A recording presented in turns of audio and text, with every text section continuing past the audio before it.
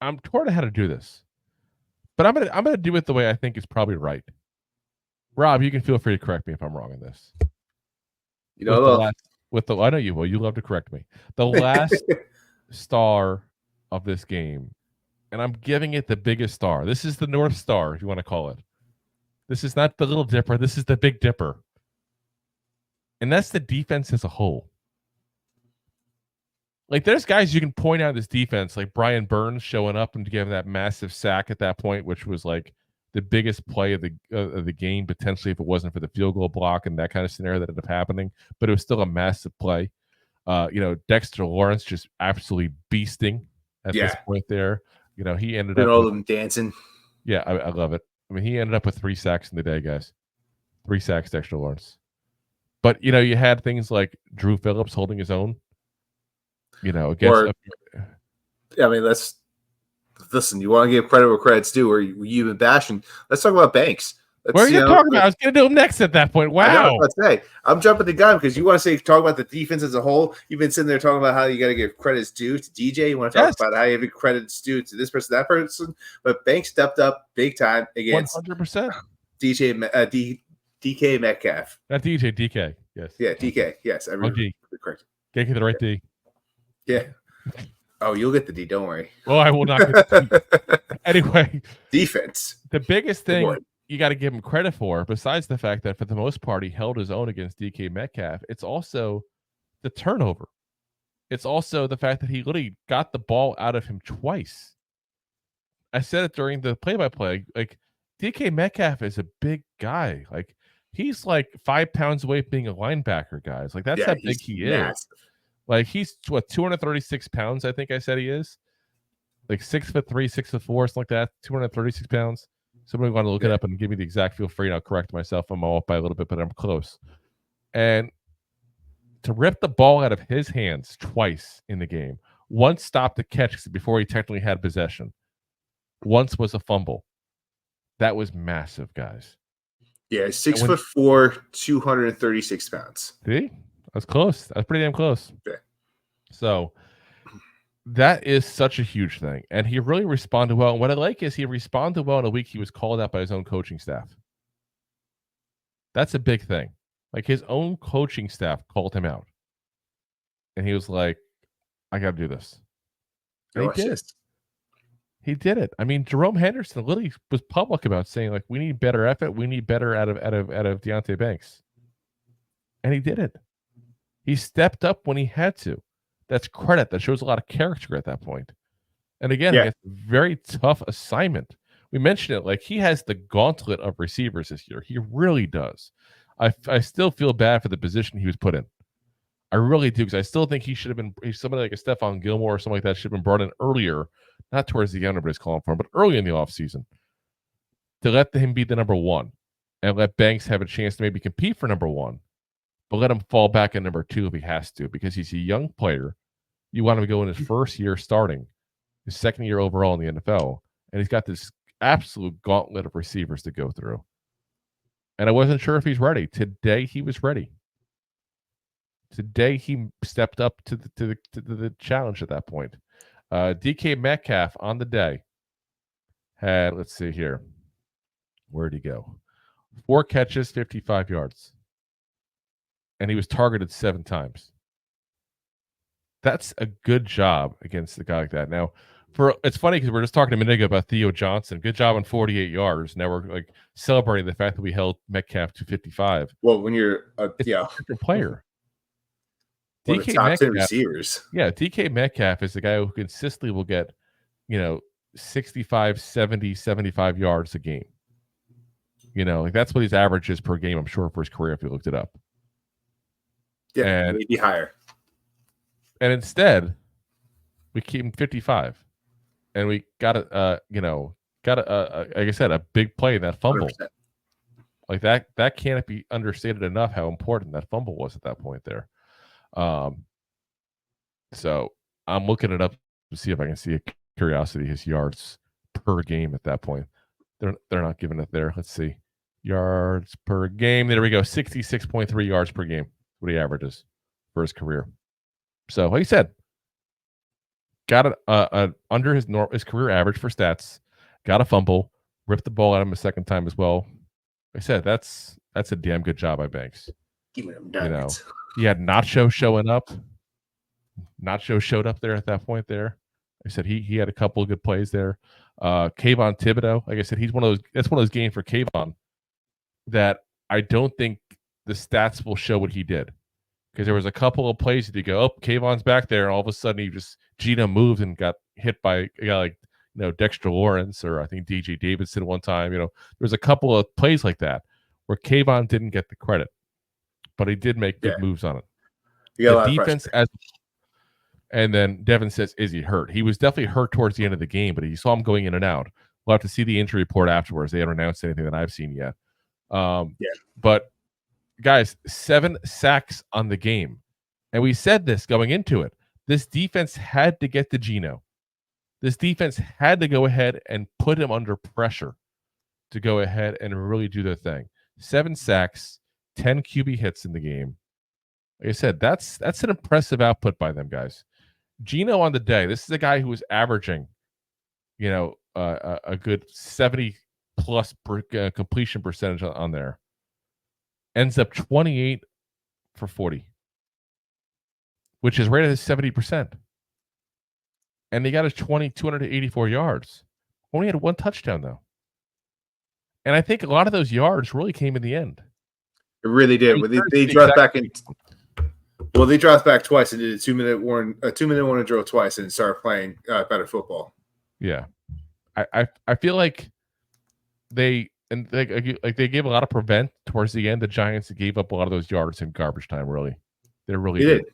The only receiver that I feel like they went ahead and gave up any big plays to was Tyler Lockett. Lockett had a hell of a day. Yeah, he had a couple big plays. He ended up with 4 receptions, 75 yards. He had the one big play that ended up being the field goal at that point there, and a couple other big plays as well. So, good game by him. And again, we talked about this going into it. We had 3. This is like a hydra of receivers, basically a 3-headed monster, and we were able to handle that pretty well, I think, considering. 75 yards for Tyler Lockett. Okay, we gave up some big plays for him. 55 yards for DK Metcalf. That's a below average game for him. I'll take it. Jackson Smith-Njigba, 3 catches, 31 yards. Had the touchdown, obviously.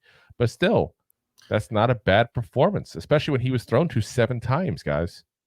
And, DK and, Njigba, they both, most of those yards came in that last 9 minutes of football.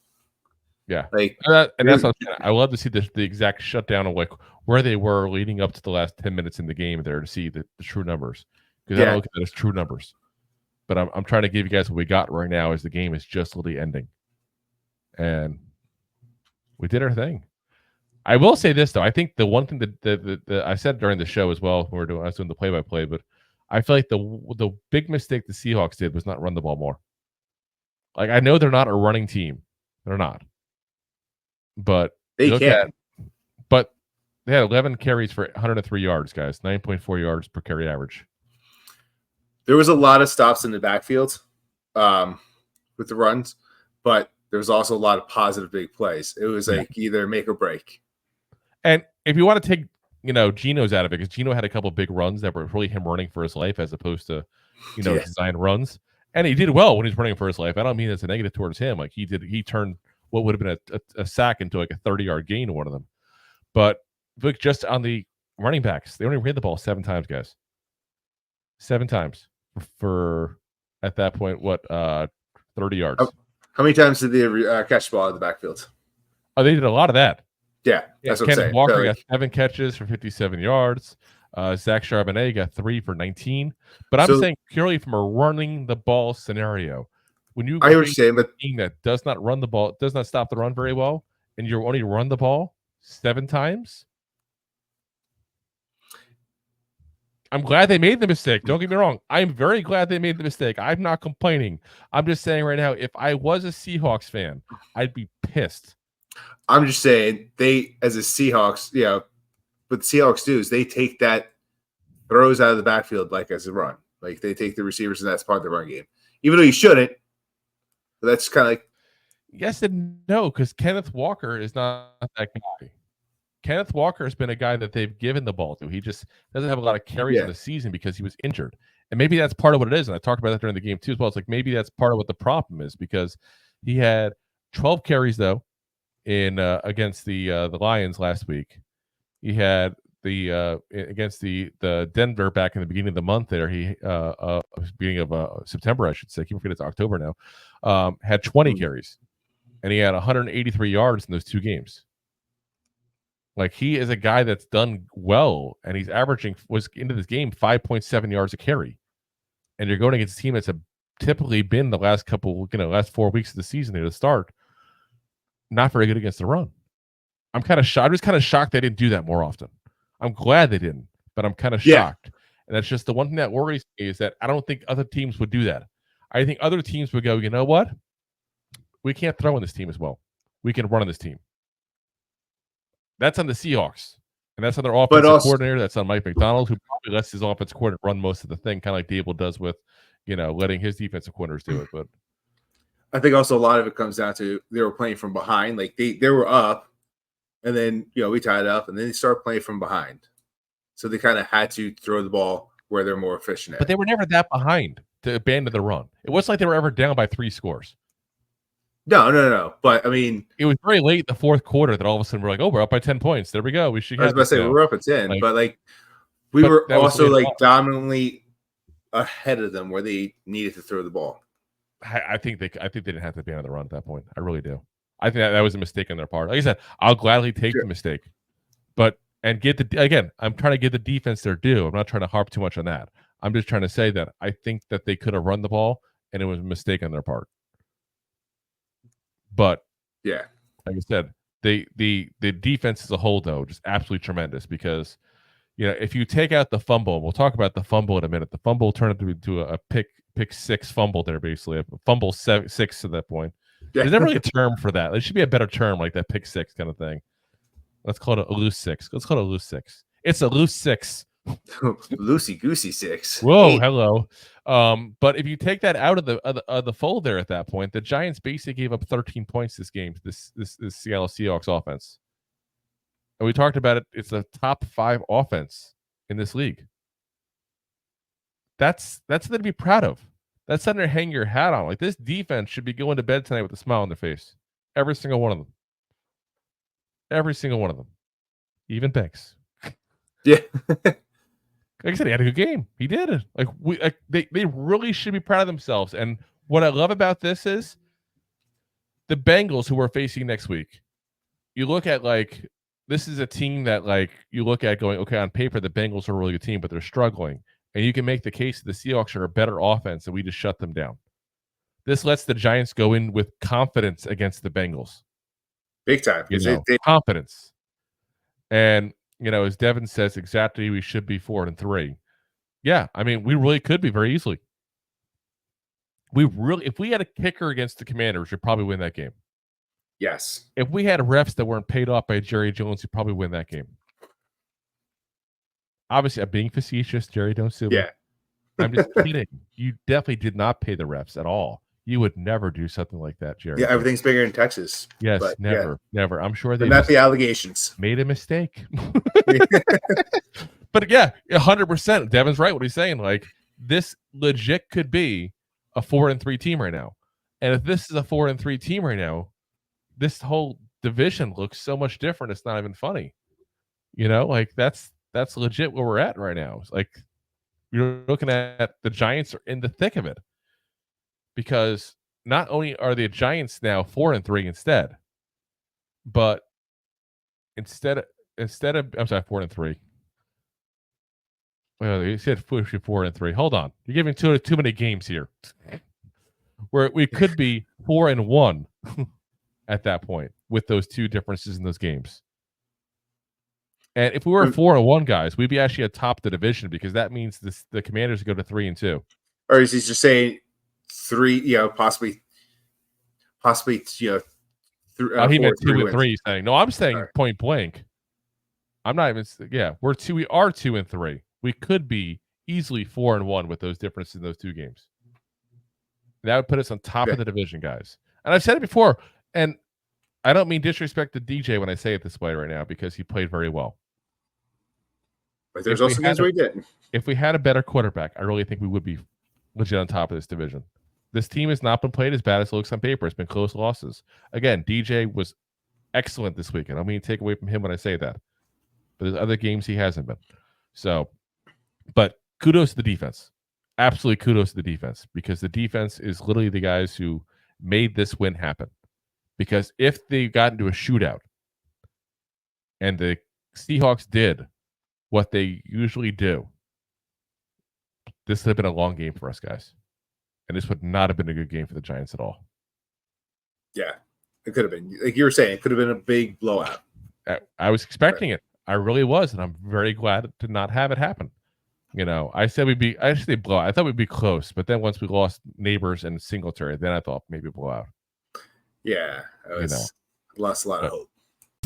If you like that clip, then you will love the full episodes too. Find us on your favorite podcast app and look for us on all your favorite social media platforms. Thanks so much. Please, I'm begging you.